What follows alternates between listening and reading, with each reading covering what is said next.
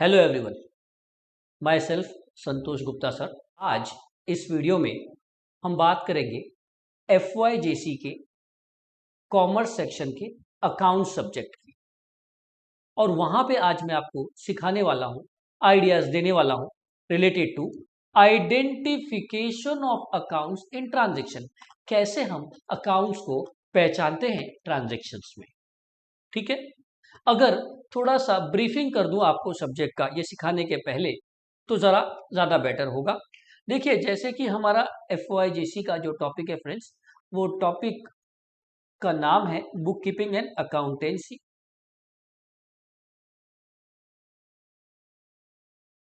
Book keeping and accountancy.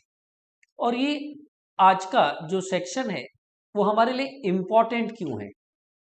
इसलिए important है क्योंकि दोस्तों इस सब्जेक्ट में आपको अलग अलग टॉपिक जो नजर आएंगे, जैसे कि आपको नजर आएगा जर्नल, जैसे कि आपको नजर आएगा लेजर, जैसे कि आपको नजर आएगा सब्सिडरी बुक्स,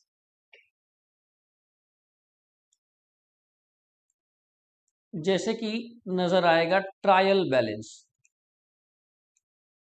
और अंत में एक और, ऐसे तो और भी टॉपिक्स है, अंत में एक वेरी इंपॉर्टेंट टॉपिक, बहुत इंपॉर्टेंट टॉपिक नजर आएगा फाइनल अकाउंट्स। अब ये सारे टॉपिक्स में कहीं ना कहीं आपका बेस तैयार होता है, और इन सब में सबसे इंपॉर्टेंट जो टॉपिक है दोस्तों वो ये दो टॉपिक है। कौन सा? जर्नल और लेजर। जर्नल जहां पे आप एंट्री रिकॉर्डिंग का काम करते हो, एंट्रीज पास करते हो, कैसे क्या वो बताऊंगा बाद में। और लेजर जहां पे आप पोस्टिंग का काम करते हो। ठीक है, आप सोच रहे होंगे ये सब क्या? बस उसी लिए तो कह रहा हूं, ये सब क्या वो समझने के लिए ही ये वीडियो आपके लिए बनाया गया है। ठीक है, अगर आइडेंटिफिकेशन ऑफ अकाउंट्स आप समझ लेते हो तो आपको जर्नल में एंट्री रिकॉर्ड करना आसान हो जाएगा, और अगर एंट्री रिकॉर्ड करना आसान हो गया तो पोस्टिंग करना आसान हो जाएगा। तो कहीं ना कहीं ये वीडियो आपके लिए जरूर फायदेमंद हो सकता है, वो लोग जो फर्स्ट टाइम पढ़ रहे हैं या वो लोग जो रेफर करना चाहते हैं रिलेटेड टू अकाउंट्स, कि कैसे अकाउंट्स पहचानते हैं ट्रांजेक्शन्स में और कैसे एंट्री पास किया जाता है। ठीक है, वो सिखाने के भी पहले रफली जरा कुछ और आइडिया ले लेते हैं अपने सब्जेक्ट के बारे में। आइए फ्रेंड्स, सबसे पहले बात कर लेते हैं क्वेश्चन नंबर 1। आपके मन में अगर कोई फर्स्ट टाइम ये टॉपिक पढ़ रहा है तो what is book keeping? Normally 11th standard के बच्चे लोगों को व्हाट इज बुक कीपिंग, क्योंकि टोटली न्यू है, वो समझाना पड़ता है। अब वैसे तो उसका बहुत सारा डेफिनेशन है, उसका फीचर्स है, यूटिलिटी है, कैरेक्टरिस्टिक्स है, इंपॉर्टेंस है, लेकिन हम वो बात यहाँ पे नहीं कर रहे। हम बात कर रहे हैं कि कैसे आप अकाउंट्स पहचानते हो एक ट्रांजेक्शन्स में। उसके पहले एक रफ आइडिया आपको बुक कीपिंग का दे देता हूँ स्टार्ट करने के पहले। तो बुक कीपिंग को अगर हम सिंपल सिंपल लैंग्वेज में पढ़े दोस्तों, तो व्हाट इज बुक कीपिंग?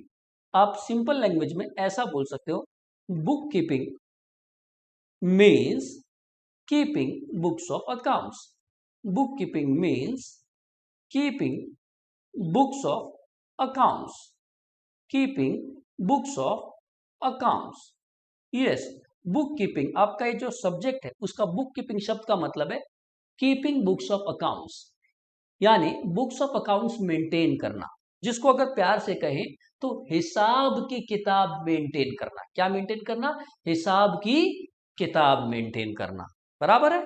यानी कहीं ना कहीं एक ऐसी किताब जिसमें आप सारा हिसाब लिख के रखते हो, सारा लेखा जोखा लिख के रखते हो, बराबर है, ताकि फ्यूचर में भी रेफरेंस के काम आए और यहां से बहुत सारी इंफॉर्मेशन मिल सके। क्लियर? इसीलिए हिसाब की किताब बनानी चाहिए कि नहीं बनानी चाहिए?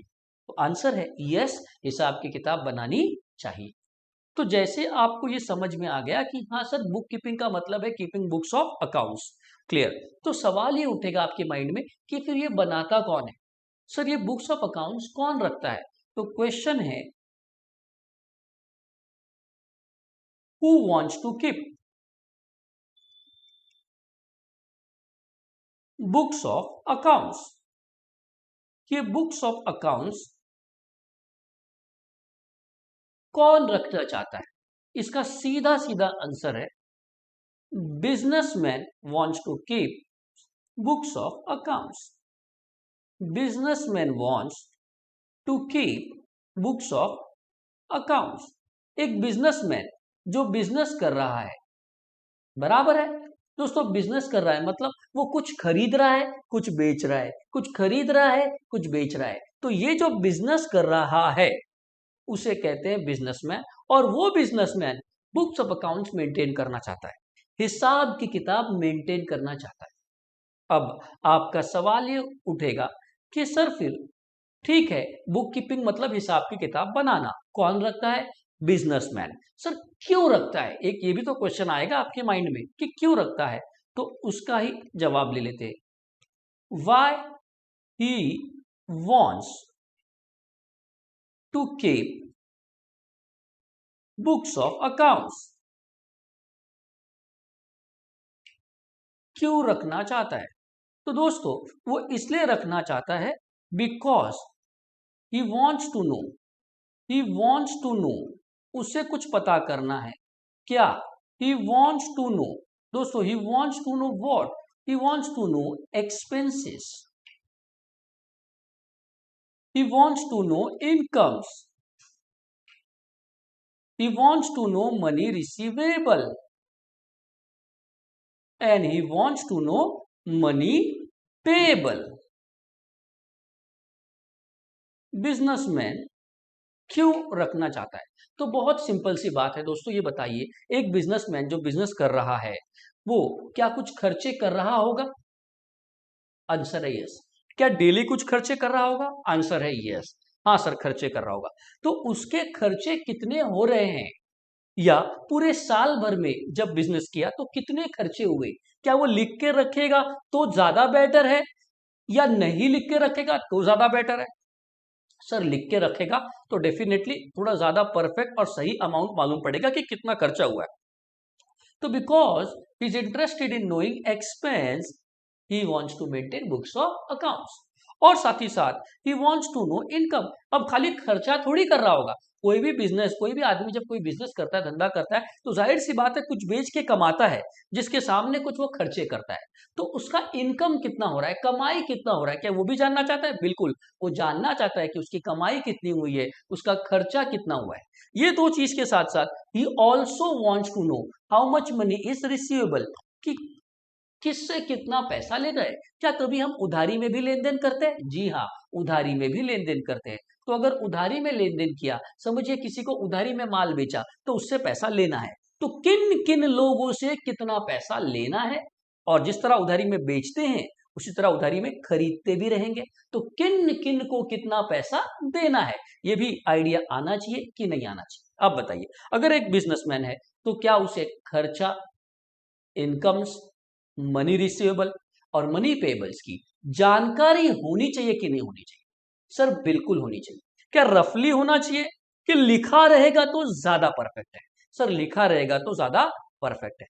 चलिए सर, ये तो समझ में आ गया कि what is book keeping and who keeps books of accounts and why he wants to keep books of accounts. चल मान लीजिए कि सर बुक्स ऑफ अकाउंट्स बनाना है, तो अब सवाल ये उठता है अगला क्वेश्चन कि who will compile books of accounts या who will maintain books of accounts, who will maintain books of accounts, कौन बनाता है? तो दोस्तों बुक्स ऑफ अकाउंट्स कौन मेंटेन करता है? तो दोस्तों इसका आंसर है एन अकाउंटेंट। कौन? An accountant. अकाउंटेंट जिसको हिसाब किताब का परफेक्ट नॉलेज है, जिसको हिसाब किताब लिखने बराबर आता है।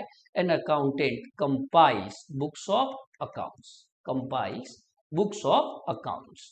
ठीक है, कभी कभी एमसीक्यूज में आता है who compiles books of accounts, तो आपका आंसर होगा an accountant compiles books of accounts. चलिए सर, ये भी समझ में अब तो आने लगा कि एक अकाउंटेंट रख दिया जाएगा तो वो हिसाब किताब करने लगेगा। चलिए सर, अगर अकाउंटेंट रख ही दिया हिसाब किताब करने के लिए, तो अकाउंटेंट लिखता क्या है उसके अंदर? What does he records in this books of accounts, ये भी जानने की एक ईगरनेस है। वैसे तो हमारा टॉपिक आपको मालूम है कि अकाउंट्स पहचानना है इन ट्रांजैक्शंस, लेकिन पहले आते हैं कि अकाउंट्स की बुक कौन मेंटेन कर रहा है? बिजनेसमैन। बनाता कौन है? अकाउंटेंट बनाता है, लिखता है सब उसके अंदर। सवाल ये उठेगा आपके दिमाग में, क्वेश्चन नंबर 5, कि what he records in books of accounts, what he records in books of accounts. तो फ्रेंड्स इसका सीधा सीधा आंसर है ट्रांजैक्शंस। ट्रांजैक्शंस, वो हिसाब किताब की बुक में अकाउंटेंट क्या लिखता है? Transactions. Transactions made by businessman. Businessman जो भी ट्रांजैक्शन करता है दोस्तों, वही ट्रांजैक्शन इस हिसाब की किताब की बुक में रिकॉर्ड होता है। तो फिर आपका वापस से थोड़ा सा अंदर से इगरनेस बढ़ेगा कि सर फिर ये ट्रांजैक्शन ही क्या है? जब इसी को लिखना है तो ये बता दीजिए। तो चलिए अगले प्रश्न के ऊपर चलते हैं। What is transactions? आपको समझ में आए तो एक धीरे धीरे धीरे धीरे छोटा छोटा एक आइडिया देने की मेरी कोशिश है, सिंपल एक डायलॉग के थ्रू। ठीक है, तो what is transaction? What is transaction दोस्तों, अगर इसको सिंपल भाषा में कहूं, एकदम आसान भाषा में, तो ट्रांजैक्शंस का तो ऐसे भी आप सिंपल मतलब बोल सकते हो लेन देन। लेन देन, जो भी लेन देन किया बिजनेसमैन ने वही ट्रांजैक्शन है। लेन देन, लेन देन मतलब कुछ खरीदा कुछ बेचा, कुछ खरीदा कुछ बेचा, कुछ लिया कुछ दिया, उसी को जिसको हम हिंदी में लेन देन कहते हैं, उसी को इंग्लिश में ट्रांजैक्शंस कहते हैं। बराबर है। अगर थोड़ा सा और इसे एक्सप्लेन करना हो तो मैं ऐसे बोलता हूं, एक्सचेंज ऑफ गुड्स और services which can be expressed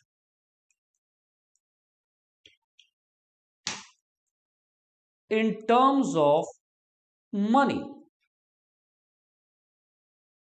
Exchange of goods or services which can be expressed in terms of money. ऐसा लेन देन जिसमें या तो वो गुड्स खरीद रहा है या तो वो गुड्स बेच रहा है, और उसको किसमें एक्सप्रेस करना चाहिए? मनी में, कि कितने रुपए का गुड्स खरीदा या कितने रुपए का गुड्स बेचा, तो उसे ट्रांजैक्शन कहेंगे। सर गुड्स, गुड्स वो चीज जिसका बिजनेसमैन बिजनेस करता है, जैसे कि एक कपड़े की दुकान वाले के लिए क्लॉथ, कपड़ा गुड्स हुआ।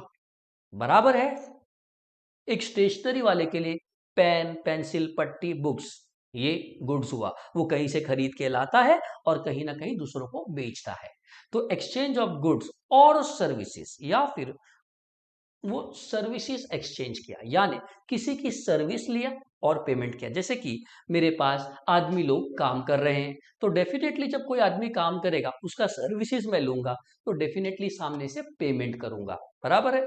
तो या तो गुड्स लिया या दिया, या सर्विसेज लिया या दिया, which can be express in terms of money. याद रखना सबसे इंपॉर्टेंट बात है कि हिसाब किताब में अकाउंटिंग करने के लिए हम उसी की अकाउंटिंग करते हैं दोस्तों जिसको हम मनी में एक्सप्रेस कर सकते हैं। किसमें एक्सप्रेस कर सकते हैं? मनी में। इसलिए कोई भी लेन देन जब आप देखोगे तो उसका मनी आपको नजर आएगा। इतने रुपए में ये खरीदा, इतने रुपए का ये बेचा, इतना इसको पैसा दिया, इतना इससे पैसा लिया, यानी what is transaction? Simple meaning, exchange of goods और सर्विसेज फॉर मनी, और मनी इज वर्थ। क्या ये बात समझ में आई?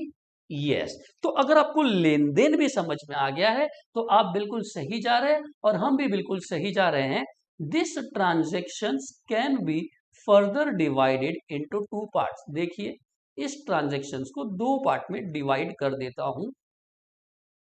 ओके, सबसे पहले तो देख लीजिए, कैश ट्रांजैक्शन मतलब लेन देन कैश में किया, या फिर क्रेडिट ट्रांजैक्शन जहां पे लेन देन फिलहाल तो मनी में नहीं हुआ। कैश ट्रांजैक्शन क्या खासियत है सर कैश ट्रांजैक्शन? तो दोस्तों कैश ट्रांजैक्शन की ये खासियत है कि मनी इज रिसीव्ड और paid immediately. Immediately, money is received और पेड इमीडिएटली, तुरंत। जब भी कोई डीलिंग कर रहा हूं उसमें मैंने पैसा या तो आ रहा है या पैसा जा रहा है, उसे कहेंगे कैश ट्रांजैक्शन। कैश की लेन देन, रोकड़े की लेन देन, जैसे गुड्स खरीदा, पैसा दिया, एक तरफ से गुड्स लिया, पैसा दिया, कौन सा ट्रांजैक्शन? Cash transaction. दूसरी तरफ किसी कस्टमर को मैंने माल सेल किया, माल दिया लेकिन सामने पैसा लिया, कैश ट्रांजेक्शन। कुछ पैसा पड़ा था ले जाके बैंक में डाला तो फिर से कैश जा रहा है बैंक में, कैश ट्रांजेक्शन। जिस लेन देन में कैश का मूवमेंट हो, या तो कैश आवत है या तो कैश जावत है, यानी आइदर कैश इज रिसीव और कैश इज पेड, उस लेन देन को हम कैश ट्रांजेक्शन कहते हैं। वहीं पे अगर आपको समझे तो क्रेडिट ट्रांजेक्शन्स की बात कर लूं। क्रेडिट ट्रांजेक्शन्स वो ट्रांजेक्शन्स होती हैं जहां पे मनी विल बी रिसीव्ड और paid, money will be received or paid at a future date, at a future date। दोस्तों लेन देन हो गया लेकिन मनी का मूवमेंट नहीं हुआ। यानी आप बताइए क्या कभी कभी हम उधारी पे भी किसी से खरीद लाते हैं? खरीद लाते हैं। हम अपने जीवन की बात करें तो अब चावल नहीं है, गेहूं नहीं है, दाल नहीं है, तो किसी दुकान पे गए पहचान वाले के, उसको बोला कि मैं 10 दिन बाद पैसा दे दूंगा। तो चावल मैंने खरीद लिया, उसने बेच भी दिया क्या, लेकिन पैसा दिया क्या? उसके पास पैसा है? जी नहीं। कभी देंगे पैसा? 10 दिन बाद। तो ऐसे लेन देन को कहते हैं क्रेडिट ट्रांजेक्शन, जहां पे क्या नहीं हो रहा है sir, money is not received और पेड, बराबर है। तो ये हो गया दोस्तों ट्रांजेक्शन्स का classification, cash transactions and credit transactions. एक एग्जांपल के थ्रू और थोड़ा समझा देता हूं तो आपको बेटर आइडिया आने की कोशिश रहेगी। आइडेंटिफाई कीजिए, आइए। Goods purchased for cash. दोस्तों गुड्स परचेस्ड फॉर कैश कौन सा transaction friends? Goods purchase for cash, goods आ रहा है, पैसा जा रहा है, हमने गुड्स खरीदा कैश में, तो बोलिए कौन सा ट्रांजेक्शन? बिल्कुल सही कह रहे हो आप, cash transaction, perfect, cash transaction, बिल्कुल सही। चलिए एक और एग्जांपल की बात कर लेते हैं। Goods sold for cash. देखिए चलो अमाउंट भी डाल देता हूं, यहां भी डाल देता हूं, चलो 1000 का था। Goods sold for cash ₹3000। दोस्तों गुड्स बेचा कैश में 3000 में। यहां पे समझिए इस बार हमने गुड्स बेचा है किसी को, गुड्स दिया लेकिन उसके सामने क्या ले लिया? कैश। गुड्स जा रहा है, कैश आ रहा है। अगेन इस लेन देन में गुड्स गया है पर कैश आया है, इसे कौन सा ट्रांजेक्शन कहोगे आप? सर इसे तो हम फिर से वही कहेंगे, कौन सा ट्रांजेक्शन? Cash transaction. बहुत अच्छे। तो दोस्तों यही होता है कैश ट्रांजेक्शन, जहां पे हमें ये पता चल जाता है आइदर मनी इज रिसीव और मनी इज पेड, पैसा या तो आ रहा है या तो जा रहा है। अच्छा और बात कर लूं, सैलरी पेड ₹15,000, सैलरी पे किया। दोस्तों सैलरी पे किया, फटाफट से बताओ, सैलरी पे किया। अब सैलरी यानी किसी की पगार दी मतलब पैसा गया कि नहीं? क्या मैं सिर्फ ऐसे कागज पे उसको बोलूंगा ये ले भाई 15,000 ले, लेके जा, हो गया तेरा, जा जा, ऐसा हो सकता है? बिल्कुल नहीं। सैलरी पे किया मतलब हमने हमारे तरफ से क्या दिया है? 15,000 रुपया कैश दिया होगा। ठीक है, तो कहने का मतलब ये भी कौन सा ट्रांजेक्शन है? Cash transaction. क्या ये बात समझ में आई? तो ये कुछ एग्जांपल्स किसके ले रहा हूं सर? आप तो कैश ट्रांजेक्शन्स के लिए जा रहे हो और वो समझाए जा रहे हो, बिल्कुल सही, आप बिल्कुल सही समझ रहे हो। Cash deposited in bank, cash deposited in bank, cash deposited in bank. तो दोस्तों कैश बैंक में जमा किया, मान लीजिए कैश जमा किया 2000 रुपए, ओके। तो अब ये बताइए कैश बैंक में जा रहा है, फिर से बोलिए कैश जा रहा है बैंक पे, कैश का मूवमेंट हो रहा है, तो कौन सा ट्रांजेक्शन दोस्तों? कौन सा ट्रांजेक्शन? कैश ट्रांजेक्शन, बिल्कुल सही। अब आते हैं आगे, ठीक है। देखिए गुड्स परचेस्ड फ्रॉम चंदा ऑन क्रेडिट ₹8,000। इस बार फिर से ध्यान से पढ़िए, गुड्स परचेज किया हमने, एक चंदा नाम की पार्टी है जो हमें माल सप्लाई करती है, तो उन्हीं से हमने गुड्स परचेज किया, गुड्स आया चंदा से, लेकिन क्या हमने इस बार उसे पैसा दिया? जी नहीं, इस बार ऑन क्रेडिट है, उधारी पे लिया गया है, पैसा बाद में देंगे। तो आप बताइए क्या इसे कैश ट्रांजेक्शन कहा जा सकता है? क्या इसे कैश ट्रांजेक्शन कहा जा सकता है? बिल्कुल नहीं कह सकते, और आप जो सोच रहे हैं वो बिल्कुल सही है, और इसीलिए फ्रेंड्स इसे हम कहेंगे कौन सा ट्रांजेक्शन? Credit transaction. कौन सा ट्रांजेक्शन? Credit transaction. तो ये रहा क्रेडिट ट्रांजेक्शन। और एक एग्जांपल छोटा सा ले लेता हूं और फिर आपको आइडेंटिफिकेशन भी समझाता हूं। आइए इस बार, goods sold to Priya on credit ₹10,000। फिर से देखिए, इस बार गुड्स बेचा है, प्रिया नाम का एक पार्टी है जिसे हमने ये माल सेल किया है, पर गुड्स तो दिया, क्या प्रिया ने हमें रिटर्न में पैसे दिया है? आप बताइए, क्या प्रिया पैसे दे रही है? जी नहीं सर, वो तो क्रेडिट पे ले रही है, तो अगेन पैसा तो अभी नहीं मिलेगा, फ्यूचर में मिलेगा। तो इसे भी आप किस कैटेगरी में डिवाइड करोगे? फटाफट से बताएं आप लोग, किस कैटेगरी में डिवाइड करोगे? बिल्कुल सही, क्रेडिट ट्रांजेक्शन। चलिए सर, आपने हमें ये तो समझा दिया कि लेन देन क्या होता है, उससे रिलेटेड एग्जाम्पल्स क्या होते हैं। तो अब अपने टॉपिक पे जरा जोर डाल दीजिए कि आपने बोला था सर आप हमें बताओगे identification of accounts in transactions. तो ये रहे आपके ट्रांजैक्शंस। आइए कोशिश करते आइडेंटिफाई करने की कि कौन सी चीजों को याद रखना चाहिए। बहुत ही सिंपल है, क्या हुआ उसे ध्यान दीजिए। जैसे देखिए, goods purchased for cash, goods purchase for cash. अगर गुड्स कैश में परचेज किया है तो कहना इससे गुड्स आ रहा है